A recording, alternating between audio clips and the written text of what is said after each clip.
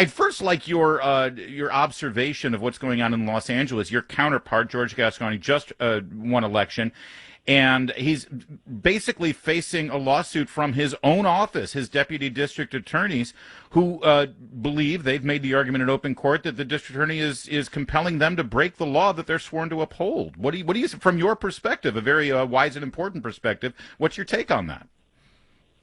I'm actually very proud of what the deputy district attorneys, career prosecutors accomplished in Los Angeles. They got a restraining order imposed against their own boss. I mean, can you imagine how high the stakes are when somebody can hold their career in their hands about your future? You know, I started as a prosecutor over 30 years ago in 1990 and in Orange County after law school, and now I'm the DA. And I can just tell you this, look, the restraining order has been issued for most issues, but this is how the case breaks down. It's almost a 60-page opinion. It's a civil case, not a criminal case.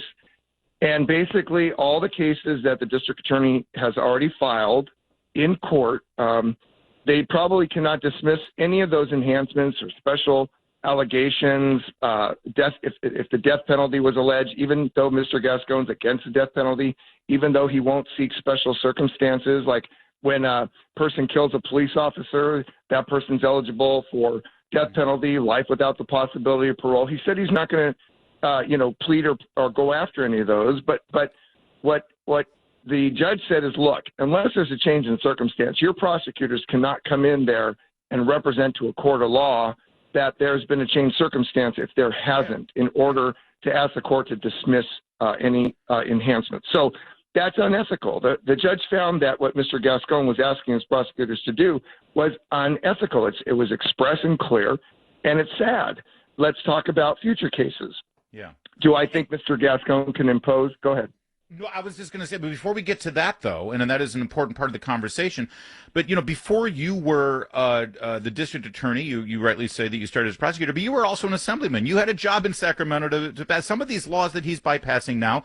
You could very well have voted on. As far as I know, you did. Isn't that the proper venue for the kinds of criminal justice reforms that Mr. Gascon wants to implement? Isn't that supposed to be done through our state legislature and actually debated and voted on?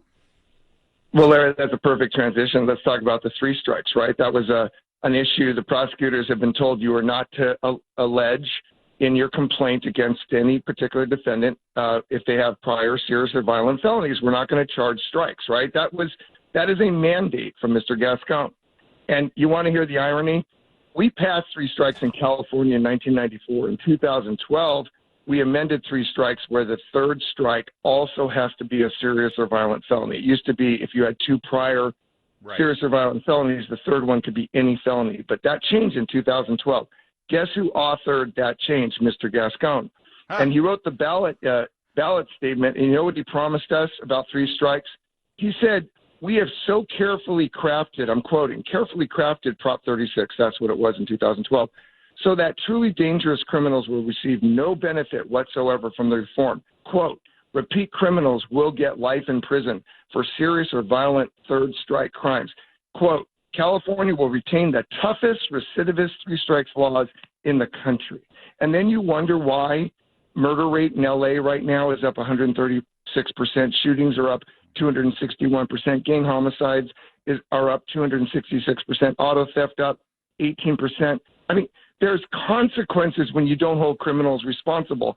And when you send a message, hey, we're going to treat everything the same, your background won't matter. Mm-hmm. If you use a gun, it won't matter. If you use a knife, it won't matter. If you stab and create serious bodily injury, it won't matter. I mean, the message that's being sent is abhorrent. So, and we've seen San Diego District Attorney, the Fresno District Attorney, and the Sacramento District Attorney. Those are the three that I've had on the program to talk about it. I don't know if there are more DAs who have said that they're seriously evaluating their relationship with the Los Angeles County Prosecutor's Office with regard to cooperation and joint prosecutions. Are you in a position to make a similar statement? Because God knows you share a border with L.A. County, so there's a lot of back and forth between the two offices. Have you lost faith that somebody arrested in Los Angeles County for something that happened in Orange County, that they're going to be treated the way that will protect the citizens of your county? So that's interesting you ask. First of all, I've scoured and scrubbed all my cases to ensure that Mr. Gascon doesn't have any of my cases. I'm reviewing a case right now, and I may have a very important announcement later on this week, but I'm not ready to talk about it now. So we'll stay tuned on that. But your point is very well taken. But I put out a set of initiatives today. Yeah. I want to get to that as well. Thank you. Because you do? Okay. Yeah, let me let everyone know.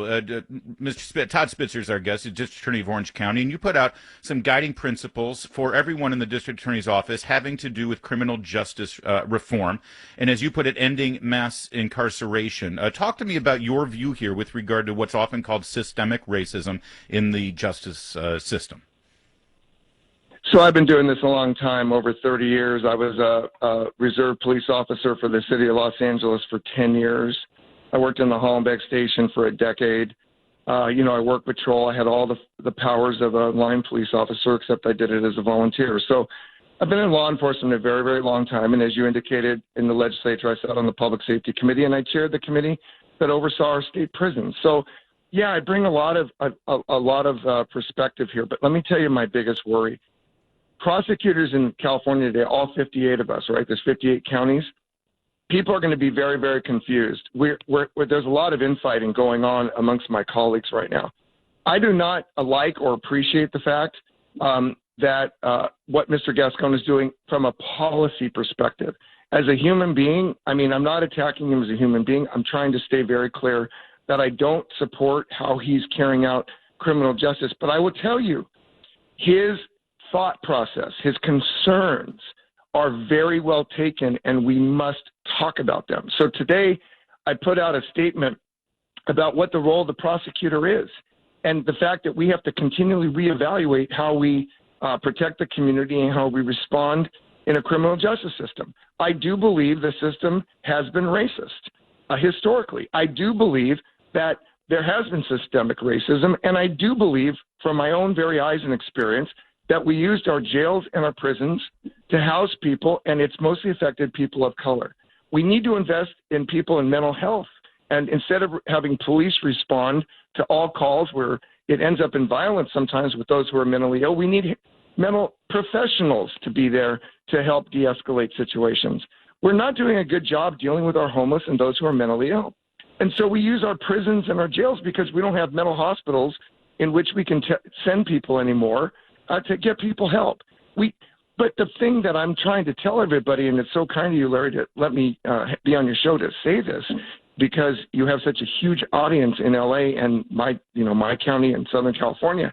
We better come together as prosecutors. Myself as a conservative Republican, Mr. Gascon as a progressive. I assume he's a Democrat. Don't know, but whatever he is, doesn't matter. He sees the world differently than I do. Yes. We better lead the conversation, or we're going to really upset and confuse people, and we're going to continue to contribute to civil unrest. We cannot have our young people protesting in the streets because they don't think prosecutors hold cops accountable. Yeah. We've got to make sure people understand what we do, and we're not the police. We're trained, skilled, experienced attorneys who do judge the conduct of police officers, and we do hold them accountable. And I have much of that I agree with. I do have questions about it, though, Mr. Spitzer, if you would allow me. And first of all, listen, I've talked to many cops who will say, yeah, we get called out on stuff that we shouldn't be called out on. People are calling 911 for stuff. And I love the fact that you are supporting, as part of your statement, a dual 911 dispatch for mental health response. So that, yes, everyone knows to call 911, but that doesn't mean immediately the cops need to come out and deal with it in a criminal way. Maybe this is a mental health call. It may be accompanied by police for backup. What is the process to get that done, to actually achieve something in that regard here without actually knee-jerk defunding the police? So, for example, in the city of Anaheim, they have a pilot project that I supported. The police chief is very proactive, and he went to a city council, and the city council adopted it. And they have a pilot now where they're dispatching mental health professionals on certain calls where their dispatchers are trained that it's not a call where the police need to respond.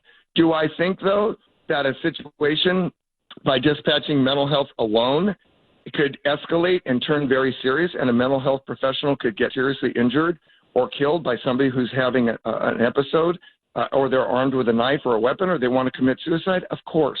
But again, we need to talk about this as a society, and we need to fund it. We need to understand that when I responded to a call, if somebody who's having a mental health episode is armed with a knife and wants to harm themselves, there's a very, very good chance that that person is going to be shot. There's a very good chance of that. And Larry, that this happens all too often, where the police arrive and then the person escalates instead of de-escalates because now they have suicide by cop, or they have the ability because they know, or that's their intent.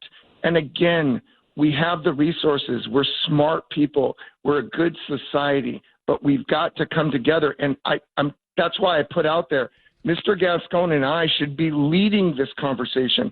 We shouldn't be criticizing or going after each other. Yeah. And I don't think he should be approaching the system the way he is, and he doesn't think I should be approaching the system the way I am. But let me tell you, he put out a reading list with his initiatives, and I'm almost through every single one of the books he has recommended. I am trying to listen to the concerns he has and his supporters have. But by us being in our little silos and running our DA's operations differently, we're confusing society, and we're making people wonder if they're truly being protected. Yeah, well said. And that brings me to my one, quibble or maybe question here, because I think it is important that we are clear with the citizens of California and that we use our language judiciously. The beginning of your list of items that you want to address here in your statement, Todd Spitzer, and again, this is Orange County Attorney Todd Spitzer, his statement on the role of prosecutors and some guiding principles with regard to systemic racism and criminal justice reform. You say end mass incarceration. And I know that this is sort of a buzz phrase that is used a lot when referring to the concerns that many people have about criminal justice, but it sends the message that, mass incarceration, who is in fact being incarcerated en masse? It suggests that people are being rounded up based on race or ethnicity and put behind bars, and that's certainly not the case that I'm aware of. I am telling you right now that the system has failed. And it's failed because it's using its custodial systems, prisons and jails, to warehouse people. Our Orange County Jail is full of people with mental health crisis and drug addiction. I review all the people who die in custody in the Orange County Jail. That's my job as a district attorney. People die because they're drug addicts. We should not be putting people in jail because they have a drug addiction, and we need to get people help. We're not doing a good job, and people are dying in custody, and people are there because we don't have alternatives for people who are in mental health crisis. So by mass incarceration, you mean the people who are being incarcerated because that currently is the only legal remedy, but it's certainly not the best way to address the problems? Absolutely. We use it as an excuse to cover every ailment that individuals in society have today. Finally, Todd Spitzer, and I do appreciate you giving us your time today. It's all very important. Oh, my gosh, this is great. Listen, you called yourself a conservative Republican. You've run for office before. You've run countywide and won in Orange County. Recall effort for Gavin Newsom is happening. I'm sure the ballot will be issued. And as you know, one of the questions on that ballot, once people decide whether they want to keep Gavin Newsom, is, if not, who will you replace him with? And this is one of those things where the threshold is low for a Republican possibly to actually win the governor's seat with merely a plurality. Have you ruled out the idea of actually taking your ideas and your political track record to Sacramento as the governor? Let me tell you, I just turned 60. I've been doing this for over 30 years, and I've been an elected official consecutively for the last 30 years. I love the work I do as a DA, and I want to stay and do this work as long as I do it well. And I'm trying to make a difference. But I do want to comment on the recall. Well, hold on, because there's a lot of 60-year-olds listening to you saying, well, what do you mean you're 60? That's a fine. For crying out loud, our president is pushing 80. God, I'd rather take a 60-year-old Todd Spitzer than a 53-year-old Gavin Newsom any day. Well, you're kind, but I think what the big question for me is, who is he going to make the Attorney General of California? Yeah. now that the Okay. Attorney General is going to be our health secretary. And for me, as the DA, the Attorney General has so much influence, and he is my supervisor and all the district attorney supervisors. And if you look at what I'm saying, Larry, about the fight, it's not the word fight, but the difference is about how Mr. Gascon is running LA and how I run Orange County and ad nauseum with different communities like San Francisco and things like that. The question becomes, will the Attorney General look more like Mr. Gascon or more like Todd Spitzer and how they deal with the criminal justice system? So it's a very important appointment. Who would you recommend if the governor called you and said, "Hey Todd, you know, I like seeing the stats coming out of Orange County. Who should I make the Attorney General?" Who would you recommend? Well, I went to UCLA and graduated in 1982 with Darrell Steinberg. He's the mayor of Sacramento. I mean, he's going to appoint a Democrat. And Darrell Steinberg passed Prop 83, the mental health initiative for California. He's a very, very thoughtful man.